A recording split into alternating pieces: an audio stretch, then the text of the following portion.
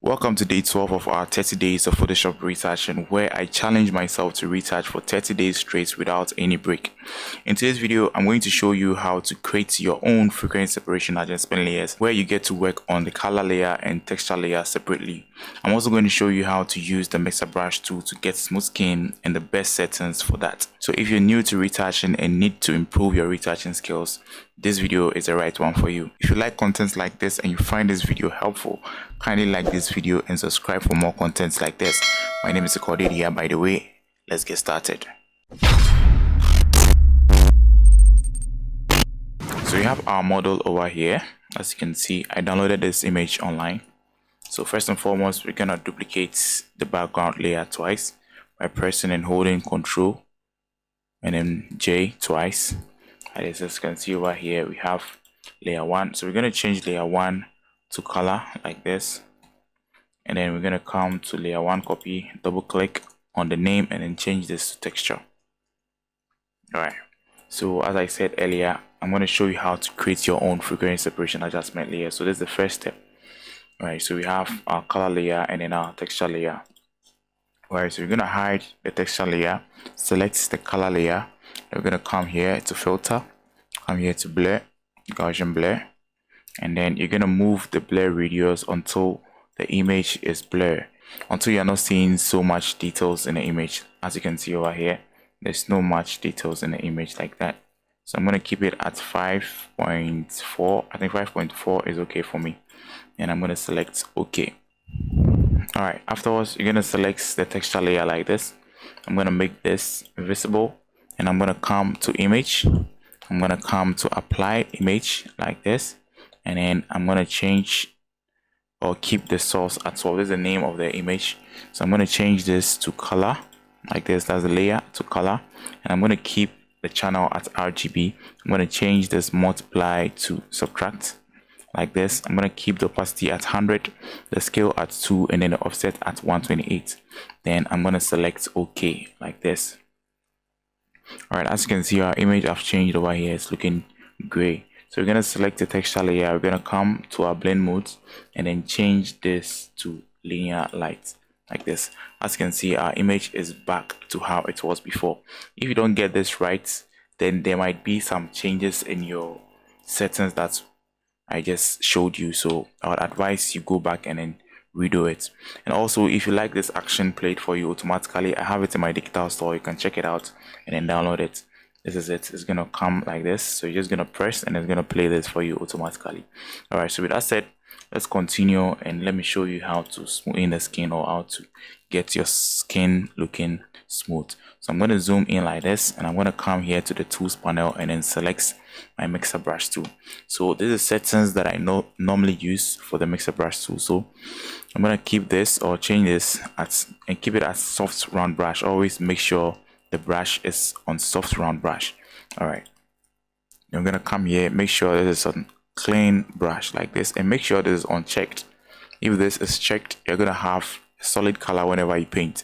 So always make sure this is unchecked like this. As you can see over here, there's nothing over here. All right, then you're going to have this checked. You can have this unchecked like this, but always make sure this is checked.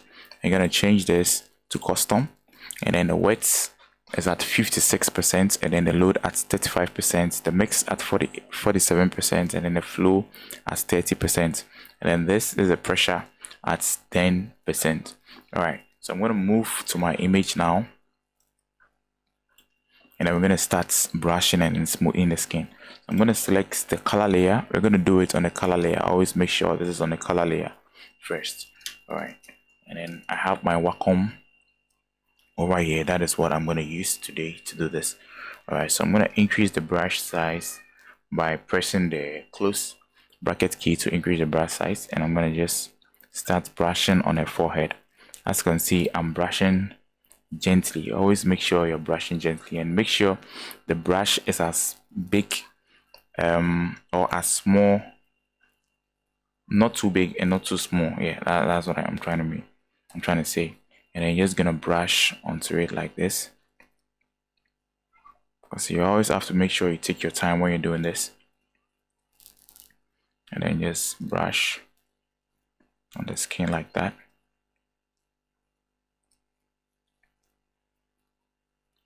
I'm going to leave the link to this image in the description box below so they can download it and then use it.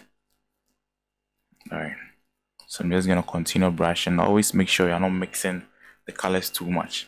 Right, so did I say colors? No, the tones. So over here is the highlight, so make sure you're not dragging the highlight into the midtones or the highlight into the shadows. Yeah, so you're gonna brush within the tones, as you can see. So here's the highlight, so I'm just brushing within the highlights like that. Always make sure you take your time to do this. I'm gonna brush like this. When you're brushing a big area, you're just gonna increase your brush size and then make sure it's big enough to cover that area. To remind you, always keep it at the color layer, on the color layer. Yeah, I'm doing this on the color layer, so you're gonna do this as well.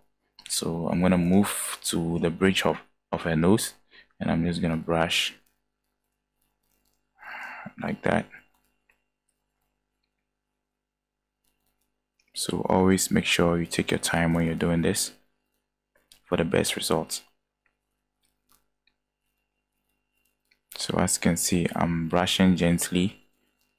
I'm not mixing the colors up anyhow. I'm just making sure when is the highlight, I'm brushing in the highlights. When is the midtones, I'm brushing in the midtones. I'm not just mixing it up.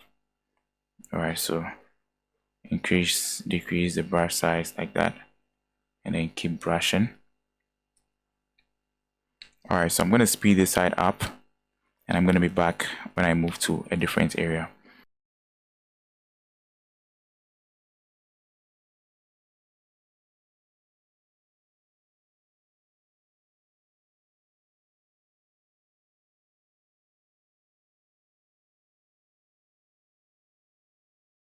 Alright, I'm back now. So let's move to the neck column. So I'm just gonna decrease the brush size a little bit like that, and then I'm just gonna brush on it like this. Alright, let's quickly put the texture and then the color layer into a group so that we can toggle between the before and after. So we're gonna select both by pressing Ctrl and then pressing and holding Ctrl and then selecting on both the texture and the color layer, and I'm going to press Ctrl again and then G to put it in a group. I'm going to rename this to FS, meaning frequency separation. I'm going to select. So I'm going to select the color layer, and I'm going to come back still with the mixer brush tool and the same settings that I am using. So we're going to come and then just start brushing on her neck like that. Let me drag it down a little bit. I'm going to continue brushing.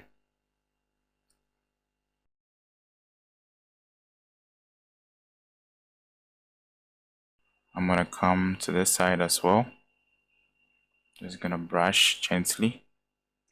I'm going to zoom out a little bit more. I'm going to come to her shoulder now, and I'm going to brush like that.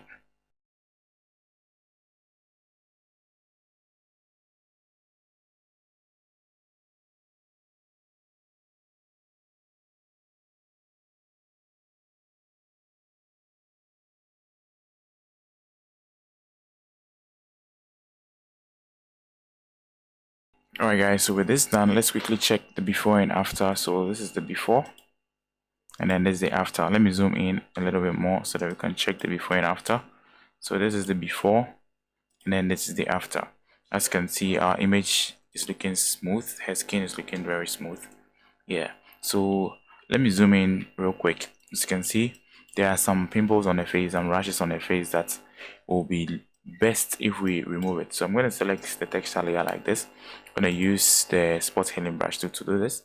I'm just going to increase or zoom into the image like this, and then with the spot healing brush tool selected and on the color layer as well, as you can see over here, we're just going to go ahead and then just brush, just dab and brush onto any parts of the face that there is rashes to remove them. Alright, so make sure you take your time when doing this. You're just gonna go ahead and then just remove all the rashes and any unwanted stuff on her face. So I'm gonna speed this side up as well, and I'm gonna be right back.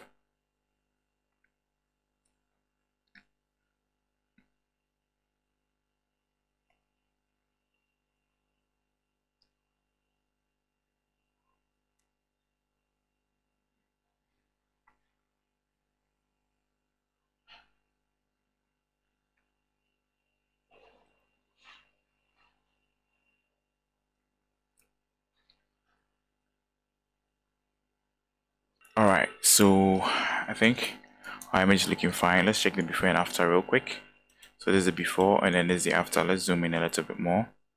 And then let's check the before and after. This is the before and then this is the after. As you can see, our image is looking very nice. So from here you can just proceed to whiten the eye. I would have this available in my digital store very soon. So for now, I'm just going to use the action that I have over here. So I'm going to come to teeth and eye whitening like this. It's going to play it out for us. Yeah, so I'm going to select the layer mask over here over it like this. I'm going to select the brush tool. It already has the brush tool selected already. So just going to zoom into the eyes and then I'm just going to brush. Make sure your foreground color is changed to white. And you're just going to brush onto the eyes like this to change the color or to whiten it. I'm going to come to this side as well. And just brush like that. So hold the space bar and then drag it to the other side and then just come to the other eye and then just brush on it like that to whiten.